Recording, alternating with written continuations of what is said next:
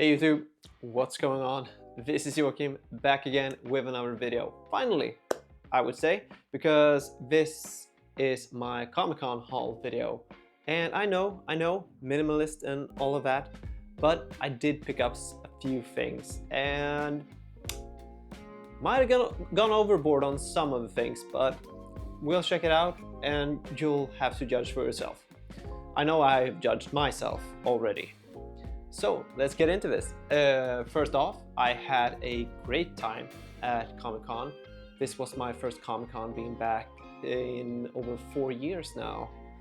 Because last time I was there in 2021, I made a video that I'm quite happy with.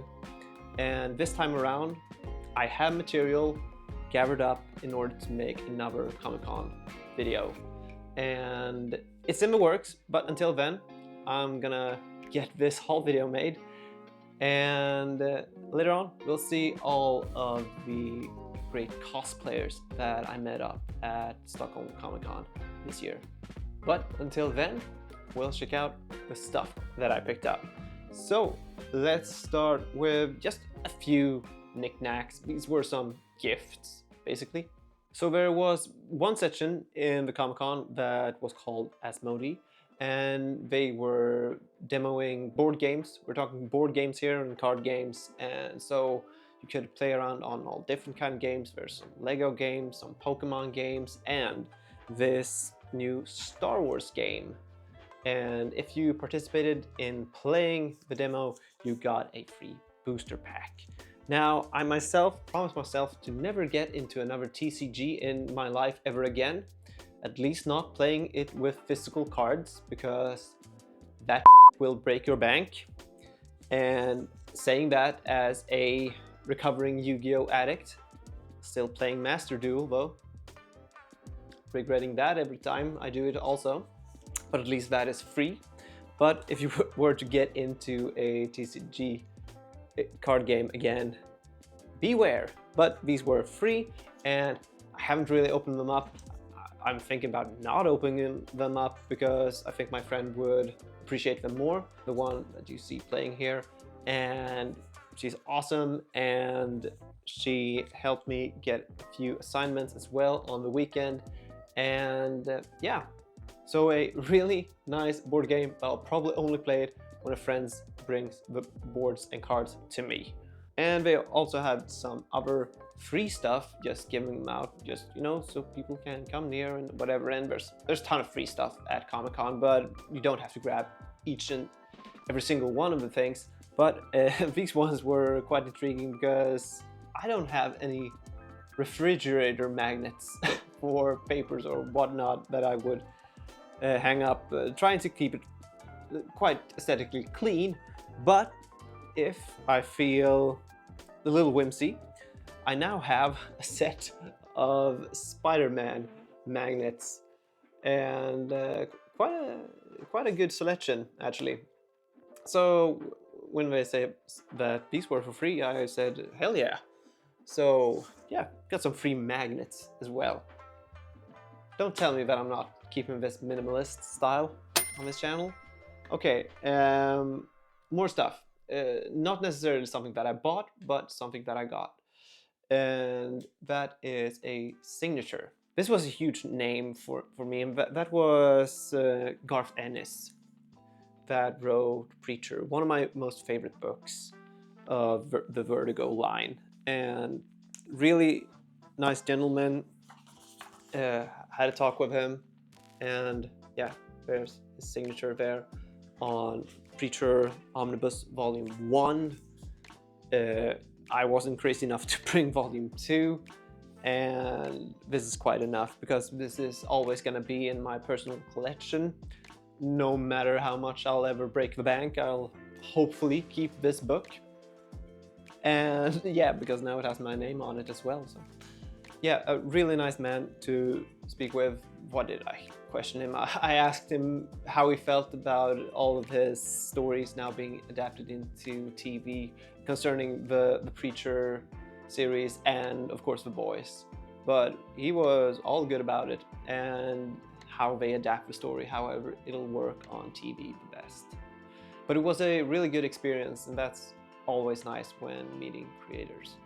And then, speaking of creators and signatures, this one I have several signatures of from past Comic-Cons. But so it's somewhat of a tradition now to get a signature from him whenever I meet him up at a Comic-Con. And that is the genius that is Jonas Darnell and of his creation of Herman Hedling.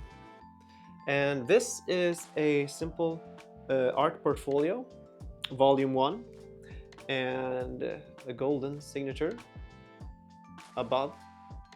And also, so it's filled with some of his favorite arts, and also free art prints that are also individually signatured. And since it was during Halloween season, or the Halloween weekend, we have, of course, the Mummy, as you saw, Frankenstein, and a Herman Freddy Krueger. Really fitting. And in the art portfolio album, you have the very first cover of the very first single issue magazine. We have some Matrix going on there.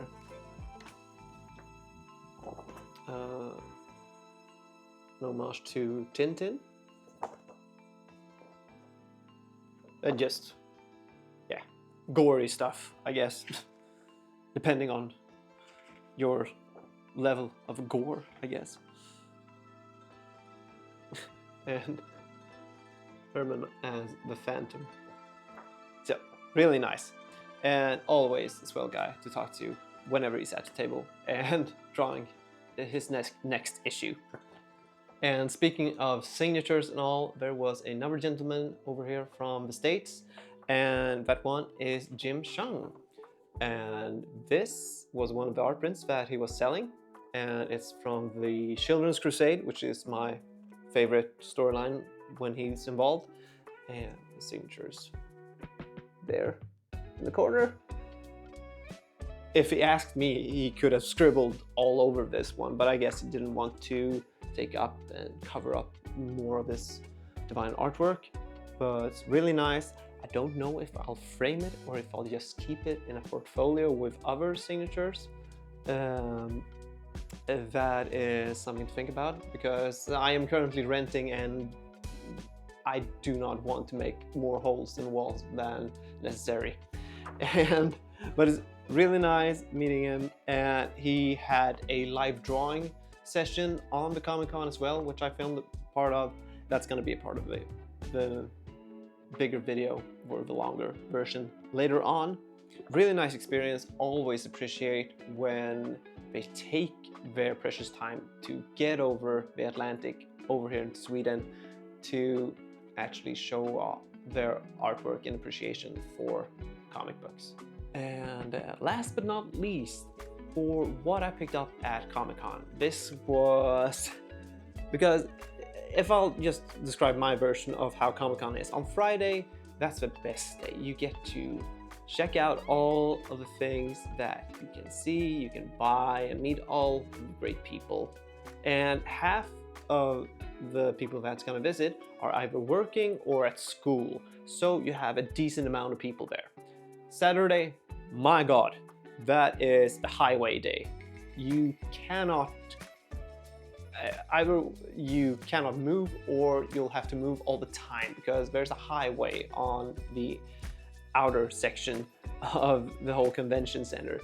And on Sunday, that is zombie day, everyone's tired and people just want to sell off their stuff so you don't have to give, so you don't have to bring back everything that you brought in to the convention. So that's when I strike. That is when I get my deals. And do I need this? No. And that is why but I still haggled on a pretty decent price. I checked it out later on, so I wasn't scammed, and I got it for a decent price, and that is a Mobile Suit Gundam, Zeta Gundam to be exact. And why did I buy this? I have never, ever in my life built a model of any figure at all. I bought toys in my childhood, but they were assembled, of course. But this, I mean, this is the real deal. I had, yeah. Let's see when this video ever gets made or published on my YouTube channel. It just looked so nice. It was the one and only Gundam that they brought in and gave me a special price for it. I couldn't say no. And I blame my influence on a great YouTuber and channel called NMaker. And he doesn't post as many videos nowadays, which is sad because he has one of the best model kit videos that I've ever seen. And they're so cinematic and I get into them. And it's a whole craftsmanship and art in itself with all of his videos. I highly recommend you to check them out. But be careful, you might get stuck into model kits as well. And yeah, that is everything that I picked up at Comic-Con, but I brought something else to show you just for this video, and that it goes along with the general theme of this video. And so with that Zeta Gundam that I picked up, I also picked up NMaker's own magazine, which is called Assemble. This is book 2, and so this is the Chinese printing, yes, but it's also in English. So each and every page has both in Chinese and English writing, which is great. If issue number 1 had the same, I would have bought that as well. I might buy it just because of the magnificent just style of the book. It is gorgeous to look at and flip through. So everything he does is just pure art. This is passion, and that is something that I am highly appreciated of, and to the lengths that I'll buy it just to support you and your artwork, which is why a lot of us does this, I guess. And with this being over the weekend and all, when I got home from Comic-Con, I had another package from Discount Comic Book Service waiting for me. This time it wasn't just as big as it used to be, only 2 books, but I think I'll show you those for this video's sake. So we have another codename G.I. Joe book. This is volume 2. So gonna check out this one. This collects Scarlet issue 1 to 5 and Destro 1 to 5. So not really G.I. Joe, but I guess some villains or side characters for the main event. I really liked volume 1 and Transformers as well. And initially my reaction was that I hope I don't like it, because then I'll just have to be buying another ongoing series. So this one will have to justify continuing with G.I. Joe. Transformers though, that I'll be nicer on. I'll probably stick with Transformers actually.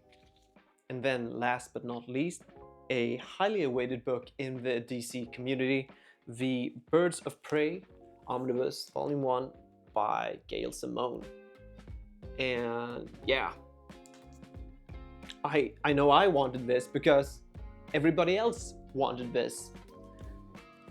Really gave away the minimalist aesthetic there, I think, or the approach of it, just trying to buy the essential. But this, I think, is one of the things that truly can stay in the collection. And with another volume already being announced and everything, I'm surely gonna pre-order that also. But I'll make sure to start reading this one before doing so. And of course we have Huntress, Black Canary, and the Oracle, which is of course Batgirl, Barbara Gordon. And then there's is that Black Hawk? If I remember all of these gals' names and identities. But yeah, really looking forward to this one. This got published during my favorite era of DC, and so I have actually no doubts that I'll love this one. So that's it. That's all the things that I had to show you that I picked up and got signed from Comic-Con. It's been great sharing that with you, and my lack of control when it comes to buying.